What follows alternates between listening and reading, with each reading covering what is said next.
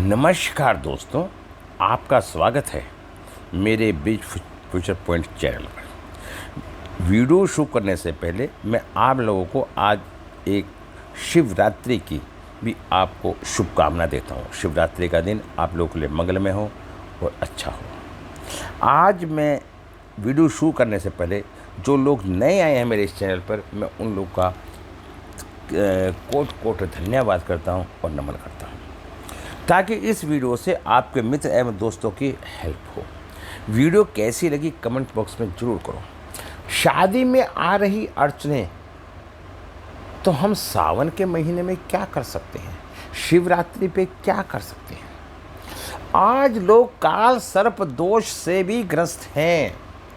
आज राहु, कलयुग में राहु का भी बोला बाला है। लोग काल सर्प दोष, राहु जैसे ग्रह से भी परेशान हैं। आज मैं उसके बारे में संक्षेप में एक वीडियो बनाने जा रहा हूं और विस्तार से वर्णन कर रहा हूं भगवान शिव के बारे में भी, और हमें पूजा क्यों करनी चाहिए, इस पूजा से क्या फ़ायदा होता है और हम इन उपाय के करने से हमें क्या हो सकता है। आज मैं सब बताता हूँ दोस्तों। शादी में आ रही अड़चन, तो शिवरात्रि पर हम क्या उपाय करें। आप सब जानते हैं ये सावन का महीना शुरू हो जाता है। सावन के महीने में ही शिवरात्रि आती है। ये भोलेनाथ का प्रिय समय शुरू हो गया। मैं इस समय जो भोलेनाथ के भक्त हैं उन्हें प्रसन्न करने के लिए जुट जाते हैं। बहुत लोग 16 सोमवार का व्रत भी रखते हैं। खासकर लड़कियां अपनी शादी के लिए व्रत रखती हैं। लड़के लड़की जो भी शादी करना चाहते हैं, उनकी शादी में दिक्कत आ रही है, तो शिव पार्वती की जोड़ी उनको बहुत महत्वपूर्ण माना जाता है। जो लोग इनको प्रसन्न करने की पूरी कोशिश करते हैं, जो बात करेंगे आपकी शादी में दिक्कत क्यों आ रही है, अड़चनें क्यों आ रही हैं, शादी क्यों नहीं हो पा रही, क्या कारण है, कैसे आप भोलेनाथ को प्रसन्न कर सकते हैं। इस महीने भोलेनाथ पार्वती को कैसे प्रसन्न करेंगे, शादी में क्या दिक्कत आ रही है, दूर हो रही हैं, मैं आपको बताता हूँ। दिक्कतें क्या क्या हैं, क्यों हैं, इसके बारे में विस्तार से मैं आज वर्णन करता हूँ दिक्कतों के बारे में। दोस्तों, सब में बड़ी परेशानी क्या आती है हमारे जीवन में। सब कुछ भगवान के द्वारा ही रचित प्रक्रिया है, मानव के हाथ में कुछ भी नहीं है। जब ये जो ग्रह होते हैं ये भगवान का ही रूप है, भगवान के ही अंग हैं।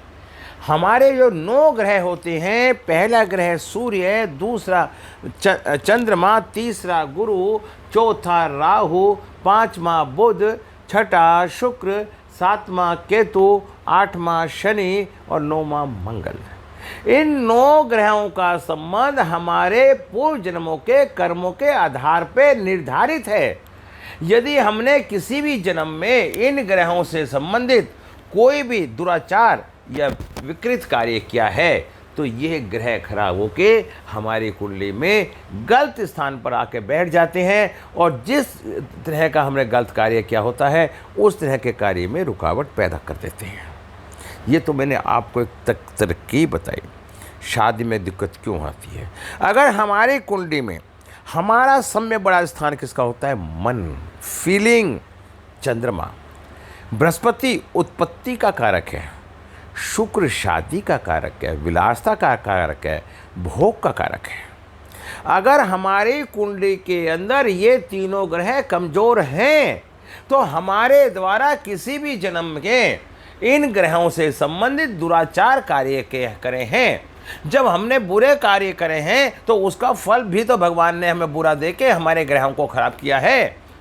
अगर हम भगवान की पूजा करते हैं, भगवान की आराधना करते हैं, भगवान को साधते हैं और मन में बसाते हैं, तो हम इन सब चीज़ों से मुक्ति पा सकते हैं। जब हम कुंडली बनाते हैं तब दूसरे या 8वें घर में पाप ग्रह मौजूद हैं, तब भी शादी में दिक्कत आती है। यदि इन स्थानों पे मंगल आ जाता है तो मंगल दोष बन जाता है। मंगल दोष बनने के कारण हमें शादी में परेशानियां होनी शुरू हो जाती हैं। यदि आप में मंगल दोष है, तो यदि आपका मंगल नीच का हो जाता है, तो आदमी के पारिवारिक जीवन में रंगत नहीं आ पाती।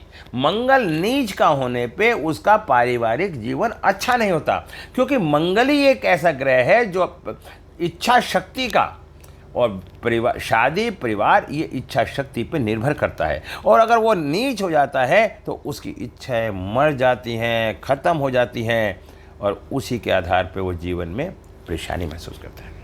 हमारा 7वां घर कुंडली में कमजोर है, क्योंकि 7वां घर पति पत्नी का होता है। पत्नी के लिए पति और पति के लिए पत्नी, और वहाँ का मालिक, पति का मालिक शुक्र होता है और पत्नी का मालिक गुरु होता है। 7वां स्थान दोनों के लिए गुरु और शुक्र से संबंध रखता है। यदि हमारा गुरु और शुक्र हमारी कुंडली के अंदर सही है, सशक्त है, तो पारिवारिक जीवन, शादी का जीवन एक अच्छा और सुचारू हो सकता है। यदि ऐसा नहीं होता है तो हमें परेशानियों का सामना करना पड़ता है। 7वें स्थान में यदि राहु या केतु या शनि या मंगल शत्रु भाव में बैठ जाते हैं तो ऐसी स्थिति में कभी शादी होने की संभावनाएं कम होती हैं और तलाक तक की उम्मीद होती है। अगर उच्च का शनि 7म भाव में बैठ जाता है, या तो शादी भी नहीं होने देता, शादी हो जाती है तो शादी तोड़ने में देर नहीं लगाता।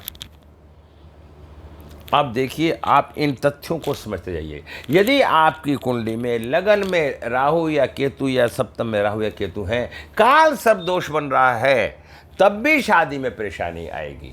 यदि आपका राहु खराब है, राहु की दृष्टि शुक्र पे या चंद्रमा पे पड़ रही है, तब भी आपकी मानसिक स्थिति डिस्टर्ब रहेगी। आपको शादी में, मन की स्थिति में परेशानियों का सामना करना पड़ेगा।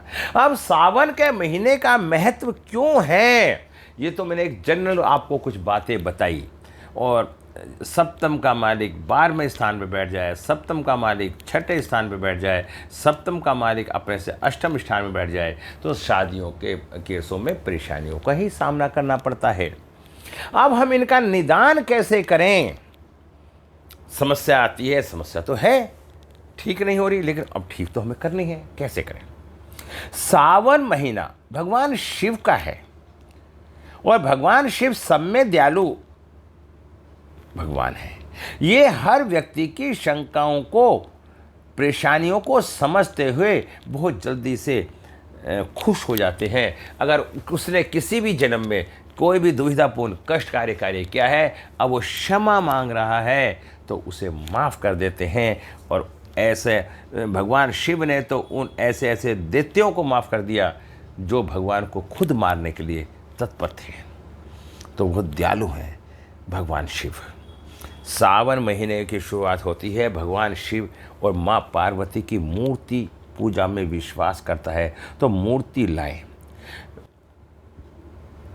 अपने घर में माँ पार्वती और शिव की एक मूर्ति लाएं, साथ में एक नंदी भी लाएं, क्योंकि नंदी के कान में कही हुई कोई भी बात भगवान शिव तक पहुंच जाती है।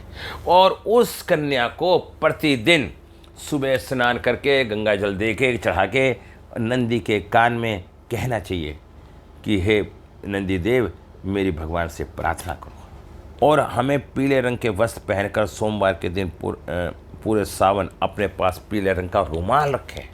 पीला रंग वृद्धि का कारक है, इनके पीछे साइंटिफिक तथ्य हैं। इन बातों को समझने का प्रयास करें। अगर आपने पीले रंग का कपड़ा रखा तो बृहस्पति देव, अभी मैंने क्या बताया, शादी के कारक होते हैं। लड़की के लिए बृहस्पति और लड़के के लिए शुक्र। तो इसलिए अगर लड़की की शादी हो रही है तो पीला वस्त्र रखे, लड़का पीला धागा बांध के रखे, लाल और पीला। गौरी शंकर नमः के मंत्र का जाप करें। पूरा सावन या सावन के सोमवार 11 बार मंत्र जाप करें। भगवान शिव को सावन के दिन चंदन धतूरा बड़ा पसंद है। प्रतिदिन रुद्र अभिषेक कर सकता है तो रुद्र अभिषेक करें। अगर उसकी सामर्थ्य पंडित जी के पास जाने की नहीं है तो श्रद्धा सुमन, बेल पत्थर, धतूरा और मिष्ठान, भांग, जो भी हम आसानी से भगवान शिव के जो व्यवस्थाएं हैं उनकी व्यवस्था करके भगवान शिव पे जल चढ़ाए। और बेल पत्थर तीन पत्ते वाला बेल पत्थर भगवान शिव पे चढ़ाए।